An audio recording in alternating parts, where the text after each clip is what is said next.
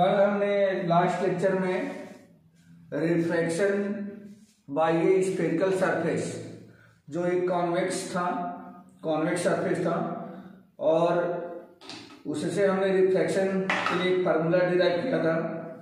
उसमें एक कंडीशन ये थी कि जो उसमें रे ऑफ लाइट आ रही थी, वह रे ऑफ लाइट कहाँ से आ रही थी?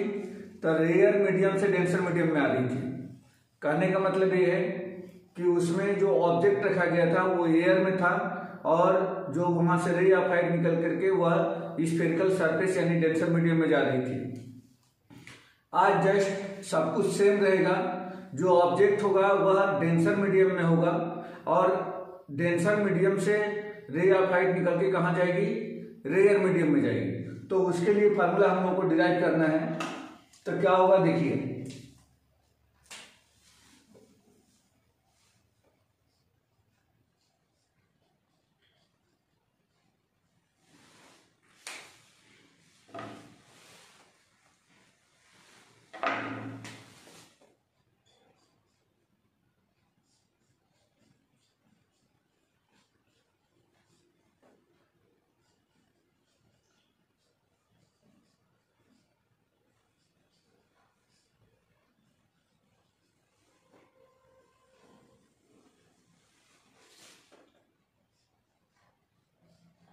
Refraction by a spherical surface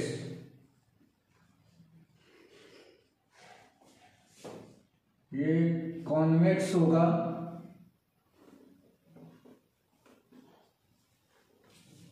when,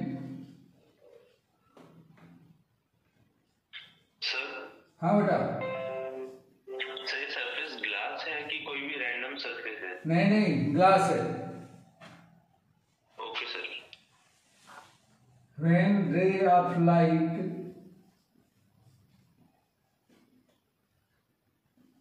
coming from denser medium,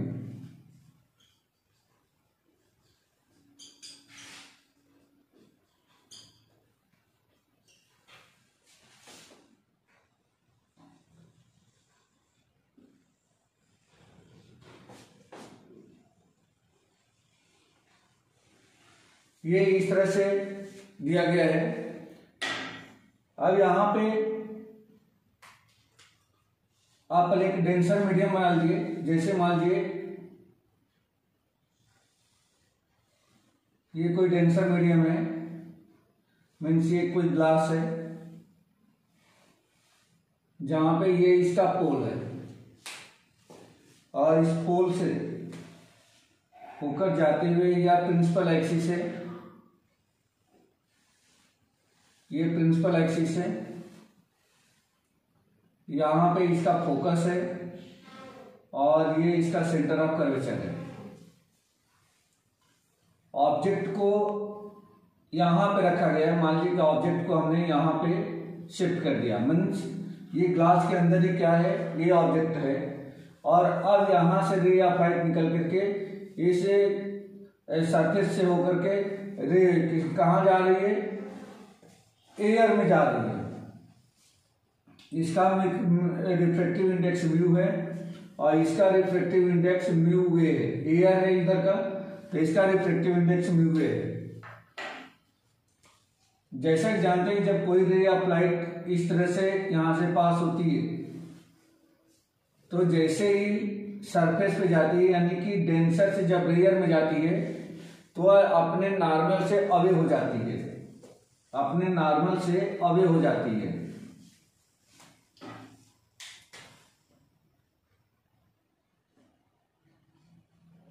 normal से अवे होने का मतलब क्या है? क्योंकि डेंसर से वो किस में जा रही है? रेयर में जा रही है। डेंसर से ये रेयर में जा रही है, इसलिए क्या होती है? यह अवे हो जाती है। और अगर रेयर से डेंसर में आती है तब क्या होती है? टुवर्ड्स बेंड हो जाती है। तो इस पॉइंट को हम नॉर्मल बनाएंगे। अगर नॉर्मल यहाँ बनाते हैं तो नॉर्मल कुछ इस तरह से दिखेगा। ये सेंटर ऑफ कर्वेचर को मिलाते हुए इस तरह से लाइन ड्रॉ कर देंगे आप, ऐसे लाइन ड्रॉ कर देंगे। ये नॉर्मल हो गया। अब रे ऑफ लाइट यहाँ से निकल करके क्या होगी, इस नॉर्मल सा भी हो जाएगी और नॉर्मल सा भी होकर के इस तरह से मान लो यहाँ पर निकल गई। तो एक रे ऑफ लाइट तो ये हो गई जो ऑब्जेक्ट से निकली। दूसरी रे ऑफ लाइट ठीक प्रिंसिपल एक्सिस के अलॉन्ग जा रही है और ये दोनों रिफ्रैक्टेड रे इस पॉइंट पर आकर के इंटरसेक्ट करते हैं, जिसको मैं आई के नाम से लिख रहा हूं। तो ये इमेज बन गई इस ऑब्जेक्ट की। ये एंगल ऑफ इंसिडेंस कहलाएगा और ये एंगल ऑफ रिफ्लेक्शन कहलाएगा। ये अपना नॉर्मल है, ठीक है बेटा।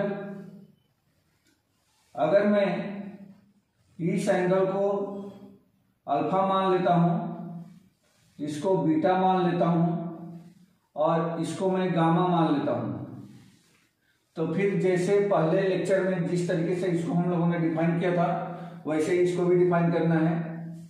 ये पोल है, पोल से सेंटर ऑफ कर्वेचर की डिस्टेंस को हम लोग क्या कहते हैं, पोल से सेंटर ऑफ कर्वेचर की डिस्टेंस को रेडियस ऑफ कर्वेचर कहा जाता है, जिसको हम लोग आर से डिनोट करते हैं। ऑब्जेक्ट से इस पोल की डिस्टेंस को हम लोग डिस्टेंस ऑफ ऑब्जेक्ट कहते हैं, जिसको यू से डिनोट करते हैं। और इस पोल से ऑब्जेक्ट की डिस्टेंस को इमेज की डिस्टेंस को वी से डिनोट करते हैं। साइन कन्वेंशन भी देख लें हम लोग। हाँ बेटा बोलो। सर ये तो कॉनकेव हो गया ना स्फीयर सरफेस, ये तो सर कॉन्वेक्स तो उल्टा होता है इसका। नहीं, ये आउटसाइड, ये उभरा हुआ नहीं लग रहा है। हाँ सर, तो रिफ्लेक्टिंग सरफेस तो सर बाहर होती है कॉन्वेक्स की। अरे भाई, तो ये कोई मिरर थोड़ी है। अच्छा लेंस है। ये तो लेंस है। लेंस का दोनों तरफ क्या करता है, रिफ्लेक्टिंग सरफेस होता है। ठीक है सर। और मिरर में रिफ्लेक्शन की फिनोमेना नहीं होती है, रिफ्लेक्शन होता है मिरर में, ठीक है। हाँ सर। हाँ सर। तो यहां से ये सारी चीजें हमने नोट कर लिया। अब इसे साइन कन्वेंशन से साइन देख लेते हैं। यहां पर रे ऑफ लाइट ओ से निकल करके इस तरह से जा रही है, मतलब रे ऑफ लाइट का डायरेक्शन नहीं है, ये direction of ray of light है, direction of ray of light है। अब देखो बेटा, जो सेंटर ऑफ कर्वेचर की डिस्टेंस में मेजर कर रहा हूं, पोल से इस डायरेक्शन में कर रहा हूं, तो ये उल्टे डायरेक्शन, रे ऑफ लाइट इधर जा रही है और डिस्टेंस जो है इस डायरेक्शन मेजर हो रहा है, तो ये निगेटिव हो जाएगा। ऑब्जेक्ट की डिस्टेंस, रे ऑफ लाइट इधर जा रही है, डिस्टेंस इधर मेजर की जा रही है, ये भी निगेटिव हो जाएगा। और इसे और इमेज की डिस्टेंस, रे ऑफ लाइट इधर जा रही है और डिस्टेंस जो है पोल से इधर ही मेजर की जा रही है, तो ये पॉजिटिव रहेगा, ठीक है बेटा। तो ये हमें, ये सारी चीजें हमने यहाँ पे नोट कर लिया, इनकी डिस्टेंस विथ साइन। अब हम लोगों को ये देखना है इसमें, जैसे मान लीजिए इसका नाम अगर मैं ए दे देता हूं, तो इस मीडियम में जिसका रिफ्रैक्टिव इंडेक्स कितना है, म्यू जी, और इसमें एंगल क्या है, आई। तो according to Snell's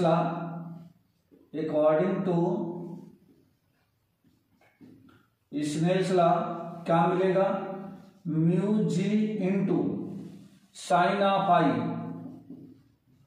equal to, जो रे ऑफ लाइट है वह रेयर में जा रही है, तो इस रेयर मीडियम का रिफ्रैक्टिव इंडेक्स म्यू ए है और एंगल ऑफ रिफ्रैक्शन कितना है, आर है, तो ये हो जाएगा mu A into sine of R. ये स्नेल्स लॉ से मिल जाएगा हमें। अब यहां पे sine I upon sine R, sine I upon sine R equal to, ये हो जाएगा म्यू ए और म्यू जी को मैं राइट साइड देता हूं, तो ये हो जाएगा म्यू जी, ये मिल जाएगा। या एक काम करो, इसको ऐसे ही रहने दो जैसे ऊपर है। अब अगर मैं ये मान लेता हूं, जो कल एजम्पशन हम लोगों ने देखा था, कंसीडरेशन, कि यहां पे एंगल आई और angle R is very very small, since I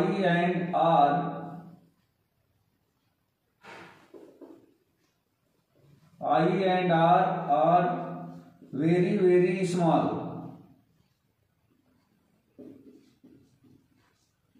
Very very small.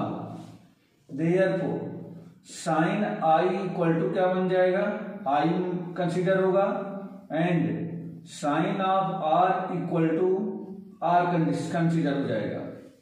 Therefore अब इसमें अगर इसकी वैल्यू रख दिया जाए तो ये हो जाएगा म्यू जी इंटू में mu ji into I equal to mu A into R. ये इक्वेशन 2. ठीक है बेटा, ये मिल गया. साइन आई जो है आई बन जाएगा, साइन आर जो है आर बन जाएगा.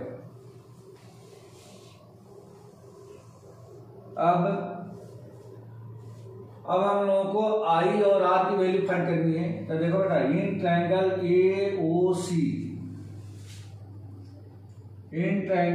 AOC angle gamma is an exterior angle. Angle gamma is an exterior angle. Therefore gamma equal to क्या मिल जाएगा, alpha plus I. Therefore I equal to क्या हो जाएगा, गामा माइनस अल्फा. तो ये एंगल आई की वैल्यू गामा और अल्फा के फॉर्म में हमने फाइंड आउट कर लिया. इसी तरह से दूसरा एक ट्रायंगल और ले.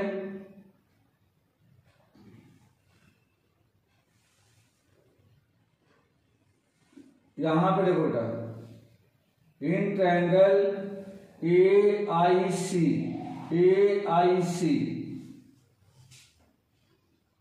इन ट्रायंगल AIC इसमें जो R है वह एक्सटीरियर एंगल है. R is an exterior angle. Therefore R equal to क्या मिलेगा, गामा प्लस बीटा. ये मिल गया. इस I और R की वैल्यू आप इस इक्वेशन 2 में ट्रांसफर कर दो I और R के प्लेस पे. देयरफॉर फ्रॉम टू इस इक्वेशन से म्यू जी इंटू I की वैल्यू क्या है बेटा, यहां पे gamma minus alpha equal to mu A into R के प्लेस पे गामा प्लस बीटा.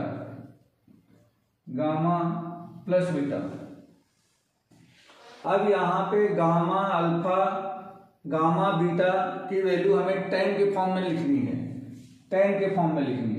तो tan कैसे निकालेंगे, यहाँ पे देखो बेटा, यहां से आप परपेंडिकुलर लिख दो, परपेंडिकुलर डाल दो. ये हमने परपेंडिकुलर डाल दिया.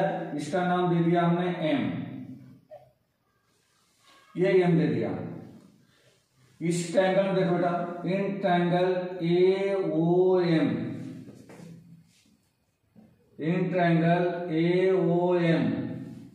इस ट्रायंगल में tan अल्फा इक्वल टू क्या हो जाएगा, AM अपान में OM.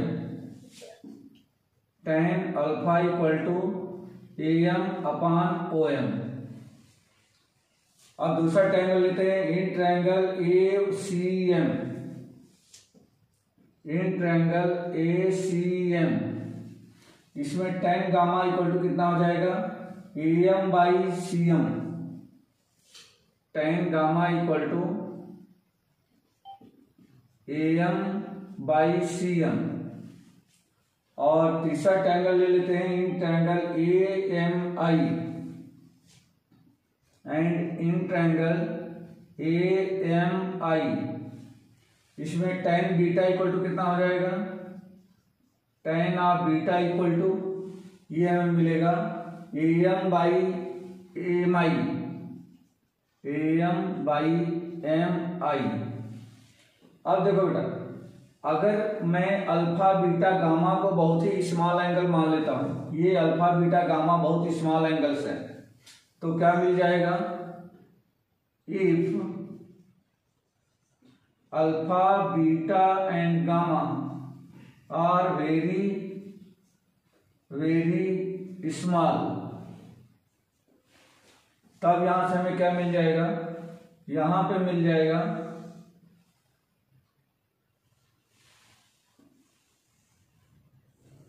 Therefore tan alpha equal to alpha बन जाएगा, tan beta equal to beta बन जाएगा, और tan of gamma equal to gamma बन जाएगा। तो इसका मतलब ये हो गया कि जो ये अल्फा बीटा गामा यहाँ पे दिख रहे हैं, इसमें हम लोग ये tan alpha tan beta tan gamma लिख सकते हैं। तो ये इक्वेशन कौन सा था, 1 2, ये 3 था, ये थर्ड इक्वेशन था, थर्ड इक्वेशन इसमें रख लो। देयरफॉर फ्रॉम थर्ड रख दो बेटा, यहाँ पे गामा के प्लेस पे क्या लिख दूं, tan गामा, तो ये हो जाएगा mu ji into tan of gamma minus alpha की जगह पे आ जाएगा tan of alpha equal to mu A into tan gamma plus beta की जगह पे आ जाएगा tan ऑफ बीटा। ये हमें यहां मिल जाएगा। ठीक है बेटा। सर हाँ बेटा। सर इसके सेकंड वाली इक्वेशन के बाद मेरे को समझ में नहीं आया सर, सेकंड वाली इक्वेशन भी समझ में नहीं आई सर को। पूरे ट्रायंगल एओसी में क्या किया? सेकंड वाली इक्वेशन ये सर इसके आगे वाली थर्ड वाली, मतलब जो भी आप अभी कर रहे हैं, ये वाली कहां से आया? हाँ सर ये वाली कहां से, ये समझ में नहीं अरे एक मिनट, ये इसमें सेकंड से लिखा तो है, यहाँ पे कहाँ लिखा, फ्रॉम टू, इस वाली इक्वेशन से आई के प्लेस पे आई लिख दो ना, आई की value gamma minus alpha mu g into gamma minus alpha, ये आ गया, आई के प्लेस पे लिखा। अच्छा अपन ने एक्सटीरियर एंगल प्रॉपर्टी लगाई है सर। हाँ इसमें ये तो एक्सटीरियर एंगल प्रॉपर्टीज है, ये तो एक्सटीरियर की प्रॉपर्टी लगाया है, और फिर आई और आर की वैल्यू इस वाली इक्वेशन में आई और आर के प्लेस पे लिख दिया है। ठीक है, आई और आर के प्लेस पे ये आई और आर की वैल्यू ये रख दिया, आई और आर की, ये इक्वेशन मिल गया। अब तो ये ट्रायंगल में, जो 10th क्लास में ट्रायंगल में हम लोग पढ़ते थे ना, परपेंडिकुलर पर हाफ बेस tan थीटा, अब इस तरीके से ये ट्रायंगल से मैंने ये सब निकाल लिया है। tan अल्फा इक्वल टू किस ट्रायंगल में लिया हमने, ए ओ एम में लिया, फिर ट्रायंगल ए सी एम लिया, फिर ट्रायंगल ए आई एम लिया, सब में परपेंडिकुलर अपॉन बेस लगाया है, सब में परपेंडिकुलर अपॉन बेस लगाया है। tan alpha tan gamma tan beta ये निकाल लिया।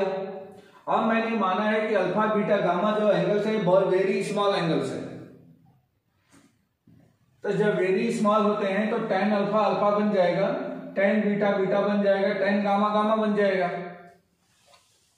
तो जो यहाँ पे इक्वेशन 3 में अल्फा बीटा और गामा दिख रहे थे, उनकी जगह पे मैंने tan alpha tan beta tan gamma रख दिया है, ये इक्वेशन बन के आ गया। ठीक है, और सर इक्वेशन 1 में अपन ने साइन ऑटोमेटिकली कैसे हटा दिया? कहाँ के? इक्वेशन में। हाँ सर, यहां से ये लिखा तो है, if I and R are very very small, ये मैथमेटिक्स का कॉन्सेप्ट है। आई और आर मतलब कोई भी एंगल, जैसे साइन थीटा है, साइन थीटा है और थीटा को बहुत छोटा मान लिया जाए तो साइन थीटा को हम लोग थीटा लिख सकते हैं। Okay sir. ठीक है, जो यहां पे लगाया है ना, जो यहाँ पे tan अल्फा को अल्फा, वही चीज यहां भी साइन आई को आई लिख दिया, साइन आर को आर लिख दिया, क्योंकि आई और आर बहुत छोटे एंगल्स हैं। ठीक है, okay sir. Okay.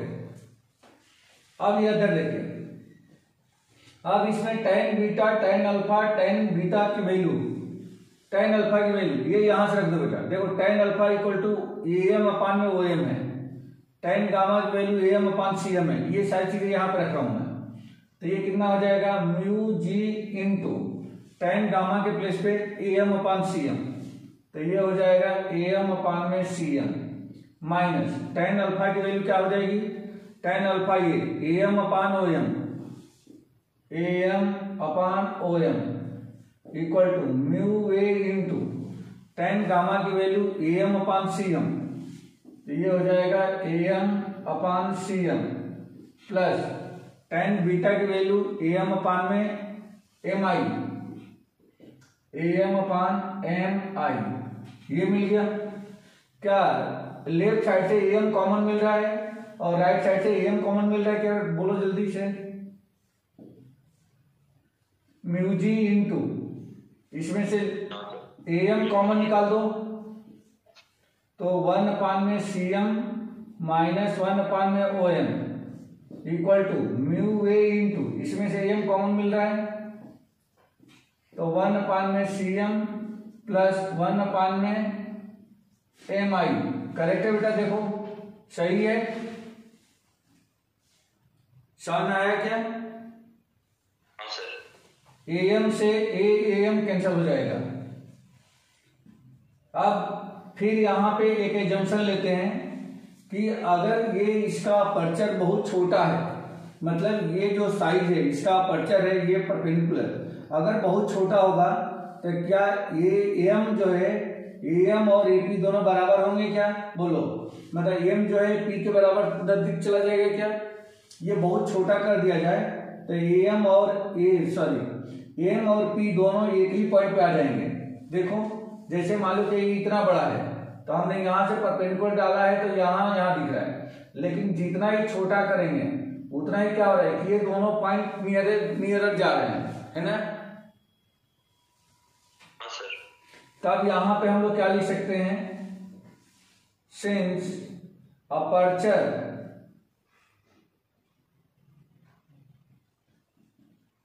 Is very small therefore, अगर बहुत स्मॉल होगा तो क्या OM को OP लिख सकता हूं क्या मैं, OM equal to OP, CM equal to CP, IM equal to IP, ऐसा लिखा जा सकता है। तो यहां पे हम लोग लिख रहे हैं AM equal to AP, CM equal to CP and IM equal to IP। बोलो बेटा ये समझ में आया, ये समझ में आया क्या। हाँ, तो अब इसमें ये जहां पे CM OM और MI है इनके प्लेस पे ये वैल्यू ट्रांसफर कर दो, तो therefore mu G into 1 upon में CM, तो CM की जगह पे CP, तो 1 अपान में CP माइनस 1 अपान OM, तो OM सॉरी मैं AM लिख रखा हूं, ये OM है, OM OP के बराबर हो जाएगा, OM जो है OP के इक्वल हो जाएगा, तो ये हो जाएगा 1 अपान में OP इक्वल टू, अब यहाँ पे म्यू ए इंटू 1 अपान में CM, तो 1 अपान में CM किसके बराबर है CP प्लस 1 अपान में MI, तो 1 अपान में क्या हो जाएगा IP, ये मिल गया। अब यहां देखो बेटा OP इक्वल टू क्या है, O से P तक क्या है माइनस का U है ना, O से P ऑब्जेक्ट की डिस्टेंस है माइनस U,